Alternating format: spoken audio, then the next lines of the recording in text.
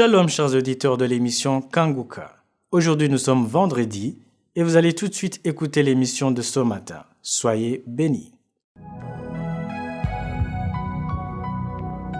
Shalom à tous les auditeurs de l'émission Kanguka, mon nom est Chris Nkumana. Aujourd'hui nous sommes vendredi. Vendredi dernier, on a parlé des choses très importantes et on a vu que Jésus est venu pour les malades. Il est venu pour les pécheurs. Il n'est pas venu pour les justes, mais il est venu pour les pécheurs. Si tu sens que tu es pécheur, viens rencontrer Jésus. C'est pour toi qu'il est venu. Jésus est venu pour tous ceux qui ont péché. Je parle à tous ceux qui disent, je suis un meurtrier. Je ne sais pas si Dieu peut me pardonner à cause de mes péchés. Il y a certains que le diable trompe en les faisant croire que Dieu ne peut pas les pardonner à cause de la multitude de leurs péchés. Mais Jésus est venu justement pour toi. Il est venu pour que tous ceux qui ont péché puissent être pardonnés. L'avantage de se repentir est que quand tu te repens, tu reçois Jésus-Christ dans ta vie. Tous tes péchés sont effacés. Tu deviens comme si tu n'as jamais commis de péché. Sache que c'est le péché qui te sépare de Dieu. C'est le péché qui sépare l'homme de Dieu. Quand tu pèches, tu es loin de Dieu. Souvenez-vous que Jésus a dit sur la croix, mon Dieu, pourquoi m'as-tu abandonné? Pourquoi est-ce que Jésus a dit ça? Parce que tous nos péchés étaient sur lui. Le péché te sépare de Dieu. Dans l'Ancien Testament, pour que le peuple de Dieu soit pardonné, il fallait donner un sacrifice. On prenait un animal, on prenait un mouton, on versait le sang. Et c'est ce sang qui permettait au peuple d'Israël d'être pardonné. Aujourd'hui, on n'a plus besoin de sang des animaux. Il y a le sang de Jésus qui a coulé une fois pour toutes. Parce qu'à l'époque, il fallait verser le sang une fois par an. Mais aujourd'hui, Jésus a versé son sang une fois pour toutes. On n'a pas besoin d'autre sang. On n'a pas besoin d'autre sacrifice. Jésus a payé le prix. C'est même là le verset du jour qui nous montre que nous sommes sauvés seulement en Jésus. Dans Actes chapitre 4 verset 12. Actes chapitre 4 verset 12, il est dit, il n'y a de salut en aucun autre, car il n'y a sous le ciel aucun autre nom qui ait été donné parmi les hommes, parmi lesquels nous devions être sauvés. Il n'y a pas un autre nom. C'est Jésus seul qui sauve. Il n'y a pas un autre nom. Si tu as entendu un autre nom, c'est un mensonge. C'est Jésus qui est le seul chemin. Si tu ne crois pas en Jésus, tu as raté le chemin. Il n'y a pas un autre nom. La plupart de vous qui m'écoutez, vous avez des emails. Quand tu veux entrer dans ton email, on te demande toujours un mot de passe. Il faut connaître par cœur ton mot de passe. Si moi je veux entrer dans ton compte email, si je n'ai pas le mot de passe, je ne peux pas entrer. Il faut que je sache le mot de passe. J'aimerais vous dire que même pour aller au ciel, il y a un mot de passe. Le mot de passe pour entrer au ciel, c'est Jésus-Christ. Il faut être sauvé. Il faut avoir reçu Jésus dans ta vie parce que c'est lui le mot de passe. C'est lui le seul chemin pour entrer au ciel. J'aimerais vous dire que peu importe ton comportement, il y a ceux qui m'écoutent qui ont un bon comportement. Tu ne fais pas de mal, tu ne tues pas, tu ne couches pas avec d'autres femmes. Tu es correct, tu as un bon caractère, tu as un bon comportement. Tout ce que tu fais ne peut pas te sauver si tu n'as pas accepté Jésus. Si tu n'as pas reçu Jésus comme ton Seigneur et ton Sauveur, ça ne va pas t'aider. Tu peux même écouter Kanguka tous les jours. Il y a des gens qui écoutent Kanguka tous les jours. Ça fait des années que tu écoutes Kanguka. D'autres même ont commencé avec Kanguka depuis 2015. Mais ils ne veulent pas accepter Jésus. Ils ne veulent pas se repentir. Il y a d'autres qui mettent en pratique la devise de Kanguka. Tu peux mettre la devise de Kanguka en pratique. C'est-à-dire que tu pries tous les jours. Tu ne te lamentes pas et tu acceptes la volonté de Dieu, même si elle est contre la tienne. Mais tu ne veux pas te repentir. Tu ne veux pas accepter Jésus. Tu ne veux pas marcher dans la sanctification. Si c'est toi, c'est important que tu saches que si tu n'acceptes pas Jésus dans ta vie et qu'il te transforme, que tu deviennes une nouvelle créature, tu ne peux pas entrer au ciel. Même si tu as une bonne conduite, même si tu as une bonne éducation, même si tu as un bon comportement, il te faut Jésus. On a tous besoin de Jésus. Il y a une fille qui m'écoute maintenant même, mais qui vit grâce à la fornication. Tu vis avec un homme qui finance ta vie, qui finance tes études. Il te donne la voiture, il te donne l'argent. Mais si tu meurs dans cet état, tu rateras le ciel. Tu n'iras pas au ciel. Il faut accepter Jésus. Il faut te séparer du péché. Il faut lui faire confiance. Ça serait mieux d'avoir faim dans ce monde, mais de gagner la vie éternelle. À quoi ça sert d'avoir le luxe et rater le ciel? Le ciel, c'est la chose la plus importante. C'est le cadeau le plus important. C'est le meilleur cadeau du monde. Tu peux pas te contenter de gagner de l'argent dans le péché et rater le ciel. L'argent qui te prive le ciel ne vaut rien. Détache-toi de ce plaisir du monde, mets tout de côté et cherche la vie éternelle. Certaines personnes disent, je ne peux pas abandonner la drogue, je ne peux pas abandonner le tabac, je ne peux pas abandonner l'alcool, je ne peux pas abandonner mes amis. Mais je vais vous poser une question. À quoi ça sert de faire plaisir à ta chair, d'avoir toutes ces choses que tu ne veux pas abandonner et rater le ciel. L'important est d'être sûr que si tu meurs aujourd'hui, tu vas au ciel, parce que cette vie est limitée. Personne ne vivra éternellement sur cette vie. Ça ne sert à rien de gagner le plaisir de ce monde et rater la vie éternelle. Il y a ceux qui me suivent qui vivent dans l'homosexualité. J'aimerais vous dire que dans 1 Corinthiens chapitre 6 verset 9, on y trouve clairement la liste des gens qui n'hériteront point le royaume de Dieu. Et parmi la liste, il y a aussi l'homosexualité. Dans Louis II, on parle des infâmes, mais si vous lisez dans la version anglaise, on parle clairement des homosexuels. Si tu veux accepter Jésus, tu peux appeler au plus 257 76 57 79 65. Pour ceux qui résident au Canada ou aux États-Unis, vous pouvez appeler au 613 462 93 52.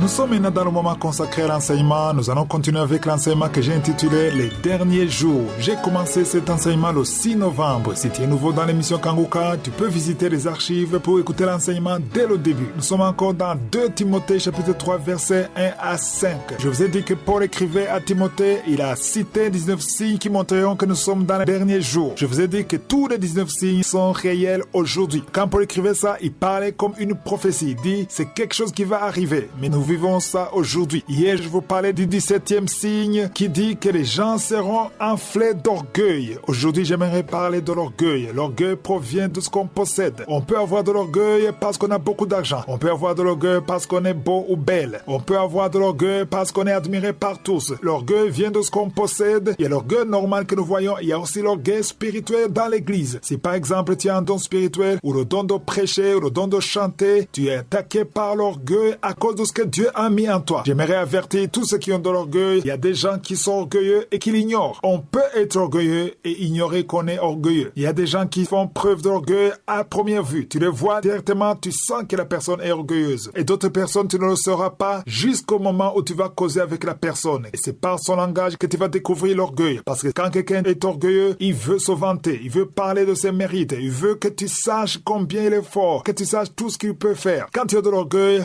te pousse à montrer tout ce que tu as, à montrer tes mérites. Tu veux que les gens t'admirent et quand les gens t'admirent, ça nourrit ton ego. C'est ça l'orgueil. À l'époque de Paul, c'était pas facile de manifester son orgueil parce qu'il fallait parler. Tu parles à la personne qui est avec toi, tu essaies de parler, tu essaies de dire tout ce que tu as de spécial. Mais aujourd'hui, c'est facile. Le diable a facilité les choses. Avec la technologie, ce n'est pas compliqué. Il suffit d'aller sur ta page Facebook, sur ta chaîne YouTube. Tu vas sur ton statut WhatsApp et tu essaies de montrer, tu mets les photos qui montrent ta beauté, ta grandeur, tes diplômes. Tu montres combien tu es riche, combien tu es béni. C'est ce qui se passe aujourd'hui. La plupart des filles ou des femmes, ils vont juste se maquiller, se rendre plus belles et mettre la photo sur son statut. C'est fini. Là, tu es content. Tu attends les commentaires de ceux qui te disent combien tu es belle. Et quand les gens te disent que tu es belle, tu es réconforté. C'est comme ça que fonctionne l'esprit d'orgueil. Même dans l'église, même parmi les serviteurs de Dieu. Et ici, j'aimerais clarifier quelque chose. Il y a une différence entre être orgueilleux et témoigner pour Jésus. Quand tu témoignes pour Jésus, tu veux que les gens sachent ce que Dieu a fait pour toi, pour qu'il soit glorifié. Et tu veux même encourager les autres qui sont dans les mêmes problèmes que toi. Ça, c'est différent. Par exemple, ça fait 10 ans que tu n'as pas un enfant et que Dieu te donne un enfant. Tu veux témoigner, tu veux parler sur les réseaux sociaux de ce que Dieu a fait pour toi, pour que Dieu soit glorifié et pour encourager ceux qui n'ont pas encore eu un enfant, qui sachent que Dieu peut te donner un enfant. Ça, ce n'est pas de l'orgueil. Ça, c'est un témoignage. Mais l'orgueil, c'est quand tu veux juste impressionner les autres. Tu veux montrer combien tu es belle. Tu veux montrer combien tu es intelligent. Tu veux exhiber ton diplôme sur les réseaux sociaux. Tu veux que tout le monde t'acclame. Tu veux mettre ta belle voiture sur les réseaux sociaux. C'est ça l'orgueil. L'orgueil, c'est quand tu veux attirer l'attention de tout le monde et tu veux que tout le monde t'acclame. C'est ça l'orgueil. C'est là où Paul a écrit, les gens seront enflés d'orgueil. Quand tu es enflé, c'est rempli en toi et tu veux faire sortir. Parce que quand tu es enflé d'orgueil, tu peux pas résister. Quand tu as une belle chose chez toi, tu ne peux pas résister. Tu ne peux pas garder ça pour toi. Tu veux que tout le monde voit ça. Pas pour la gloire de Dieu, mais pour ta propre propre satisfaction. Dans les derniers jours, c'est très facile de manifester son orgueil parce que c'est gratuit. Mettre les statuts sur Facebook, sur WhatsApp, c'est gratuit. Il n'y a rien de mal à partager avec tes amis, des amis proches. Quand tu partages ce que Dieu a fait pour toi, il n'y a rien de mal. Mais quand tu exposes au monde, ça c'est attirer l'attention. C'est ce que Paul disait ici. Dans les derniers jours, c'est ce que nous voyons aujourd'hui. Ça c'est le 17e signe. Le 18e signe, il dit que les gens vont aimer le plaisir plus que Dieu. Ça c'est réel aujourd'hui. Et le 19e signe, il dit que les gens auront l'apparence de la piété, mais renie ce qui en fait la force. Ça c'est très important et je vais en parler dans Kanguka de lundi prochain. Je vous rappelle que demain c'est le jour de la prière pour les malades et je rappelle à ceux qui sont à Douala au Cameroun que demain c'est le grand jour de la croisade de Kanguka Douala 2023 au stade de Japoma à 16h. Je vous demande tous de prier pour la croisade et à demain si je suis le vœu.